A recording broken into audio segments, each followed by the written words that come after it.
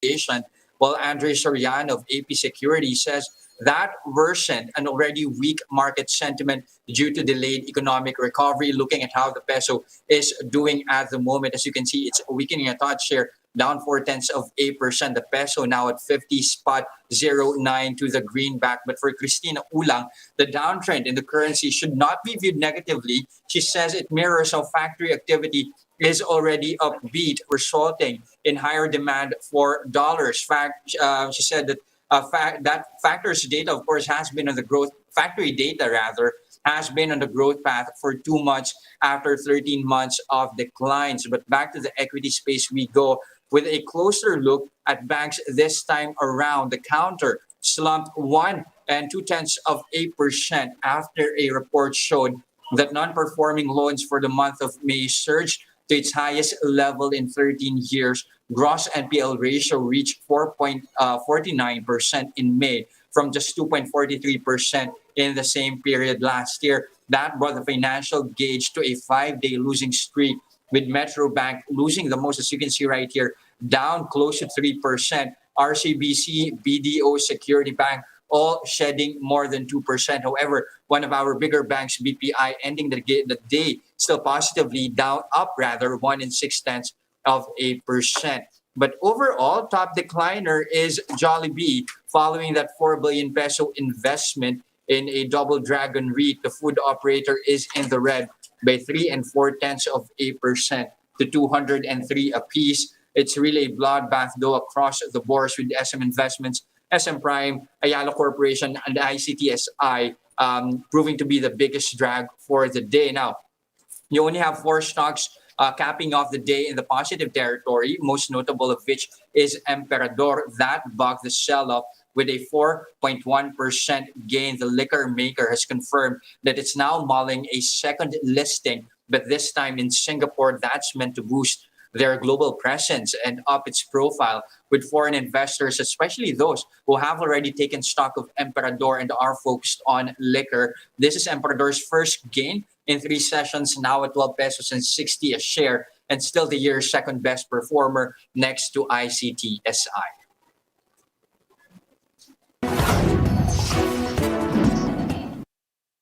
Here are other headlines we're keeping our eyes on. Kids as young as 5 years old are now allowed outdoors in GCQ and modified GCQ areas, except those under heightened restrictions. The Interagency Task Force says this excludes mixed-use indoor and outdoor venues like shopping malls. Children must also be supervised by adults to ensure minimum health guidelines are being observed. The IATF also allowed local government units to decide on whether fully vaccinated individuals should still present negative swab test results. Fully vaccinated senior citizens planning interzonal travel or within their quarantine area bubble may present their vaccination cards. The clarification comes after confusion in travel protocols among those fully vaccinated but were still required to present negative COVID test results. Now, the Philippines is among 5 emerging economies that are most vulnerable to the Delta variant. That's according to financial house JP Morgan. Reuters reports that the group sees the Philippines, Peru, Colombia, South Africa, and Thailand as most susceptible to the Delta variant, mostly due to low vaccination rates. Analysis from JP Morgan shows the 5 countries would face the longest journey back to pre-pandemic mobility levels. The Delta variant is known to be more transmissible and could likely put immense pressure on healthcare systems if left to spread. Now, the Philippines is one of the world's longest lockdowns as part of efforts to manage infections.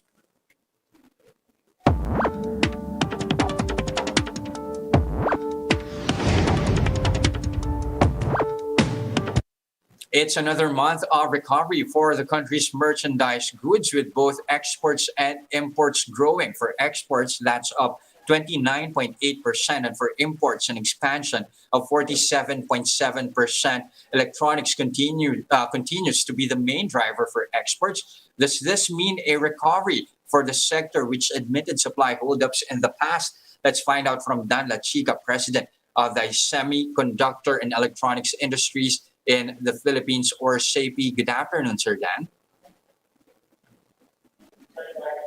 Again, sir, just checking your audio. Can you hear me, Sir Dan? I think Yes, you are on can mute you as well. speak? Okay, good. Yeah. Okay, Okay. so for the month of Good May, afternoon. electronic products still the lion's share of exports for the country, also higher than what was posted last year. This Right. signify that uncertainties are behind you now. Well, this just indicates that we're on the road to recovery. But then again, a lot of it depends on factors such as the continued supply of vaccines and agency policies that are challenging the industry right now.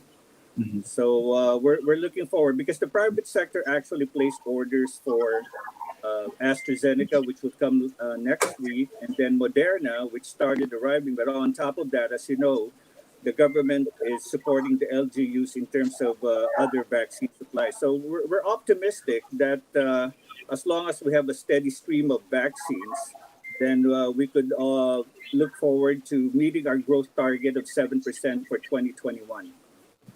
Well, interesting. Well, you're at that, Sir Dan. Your reaction to that JP Morgan report naming the Philippines as one of five economies most vulnerable to the Delta variant, and how might that affect our return to pre-pandemic activity?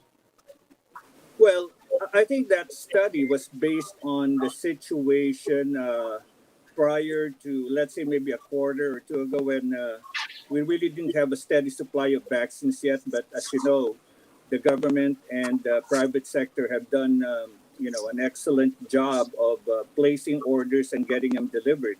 We just hope that these efforts are sustained. As you know, the target really is to get herd immunity by either late November or early December. So we're looking forward to that. The concerns really are more of like operational issues and agency rulings. To be exact, for example, this BIR ruling on the 12% VAT on constructive exports. And just when you thought that everything was stable, we get hit with something like this. And the multinationals will continue to operate, and they will operate based on the lowest cost of operation. Mhm. So if we get this 12% VAT applied to constructive exporters, meaning the local suppliers, then what the multinationals will be forced to do will be to import these materials, and that's not good for the local industries because essentially it will reduce our export revenue. And then moreover, if this is an extended pattern, then we will see a drop in employment or reduction of employment. So we're concerned about that, and so we're interfacing. We're trying to get reconsideration from DOF and BIR, but so far we haven't really been successful. Question: since you're at that, since you're discussing that BIR regulation imposing the 12% VAT on constructive exports, how do you expect that to affect your you achieving your growth targets for 2021, which is a 7% growth, as you mentioned earlier? Well, the impact, as I said, would be for multinationals to transfer the orders from local companies to foreign suppliers. Yes, there will be some additional logistics cost, but it's still going to be less than the 12% VAT. So short to medium term, we're going to see a reduction in exports, maybe not as significant as what will happen in the subsequent years. But more concerning really would be if this is not, changed, and if we don't get a reconsideration from BIR, this will be a continuing pattern, which means transfer of volumes from local suppliers to foreign Mhm. suppliers, and that's a big concern for our industry. It's going to be additional cost, so to speak, in terms of logistics, but then again, not as much as the 12% VAT. Mhm. But really, what that translates to is another factor for the loss of competitiveness of our industry. But what for you would be a good middle ground here, especially if you Well, have the agency being bent on imposing the 12% VAT? the thing about it is that most of our exporters are under locators in the PEZA ecozones, and by that situation, we're not supposed to be paying VAT for Mhm. the constructive exporters because eventually those products are not consumed in the Philippines. They're eventually exported. The reason that we were told that that was imposed is because some, I guess, some entities abuse it, and so they want to eliminate that abuse. However, is that the right thing to do? Instead of targeting the specific abusers, why penalize the whole industry? And of course, the argument is it will be reimbursed anyway, right?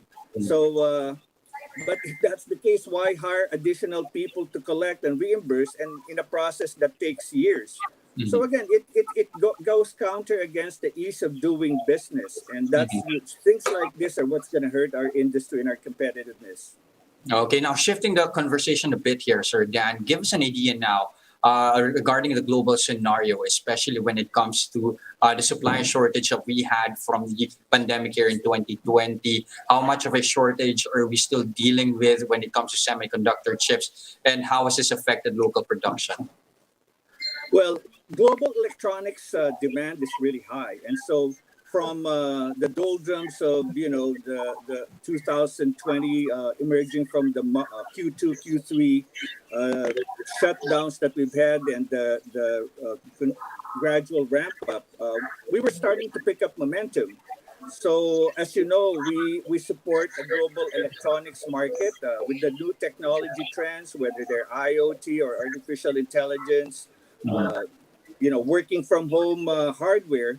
The demand is there. The problem was during the pandemic, there was some hesitation to build up, to maintain the capacity for, in particular, the semiconductor equipment. So when the floodgates opened, so to speak, and the demand for semiconductor components started to normalize, if you will, the equipment capacity was not there. And what used to be like 6-month lead time has become 1 year to 2 years. And so obviously without semiconductor processing equipment, we cannot produce the wafers, which are actually imported by our multinationals in the Philippines, semiconductor operations for assembly, test, and packaging. So we haven't really seen the daylight. The equipment lead times are still long. So this might be a protracted shrinkage in output. But the good thing is, be that as it may, we're still looking at a 7% growth. The sad thing about it is that had we had the supply of equipment available, then we would have exceeded that 7% growth. At the rate we're going right now, as of May, we had logged in a year-to-date exports of $18 billion, which was a 22% year-to-date growth over last year. So that bodes well for our 7% growth for this year. We probably would have eclipsed the 2019 record of $43 billion. But right now, any additional growth is hampered by the availability of wafers, and specifically semiconductor wafer equipment. But given the rate that things are going at the moment, when do you see the sector at least growing back to pre-pandemic levels? Well, it's going to be driven. When you talk about the semiconductor wafer demand, that's really going to be driven by the capacity of equipment manufacturers. We haven't really seen a significant improvement in the lead times. So I would say for the demand to, or the supply to normalize, we may be looking at 1 to 2 more years of normalization. The good news is we will see a growth of single-digit growths, but anything beyond that really is restricted by the equipment availability. And of course, that presumes that we will continue to get the vaccine supply, and that we will see some rational, reasonable decisions from our government agencies that don't really destroy the competitiveness of our industry. Because like I said before, our electronics industry competes in the global market. And if we have handicaps such as what we're facing today in terms of these regulations, then this handicap just grows. I mean, we have high operating costs as it is, and so we're just hoping that these policies are reconsidered, specifically the 12% VAT on constructive exporters. All right, definitely lots of factors coming into play for the sector to at least go back to pre-pandemic growth. Thank you very much for your time this afternoon, Semiconductor and Electronics Industries in the Philippines Foundation President Dan Lachica. Thank you, sir. Thank you very much, Jess. Have a good one. Have a great weekend, sir. And those are the biggest stories this trading day, July 9, 2021. Catch Business World Live again Monday next week at 9:30 a.m. for the market open and 3:15 p.m. for the market close. I'm Jes Delos Santos. We are One News. Mask on, wash hands, and stay safe. Philippines, have a great weekend.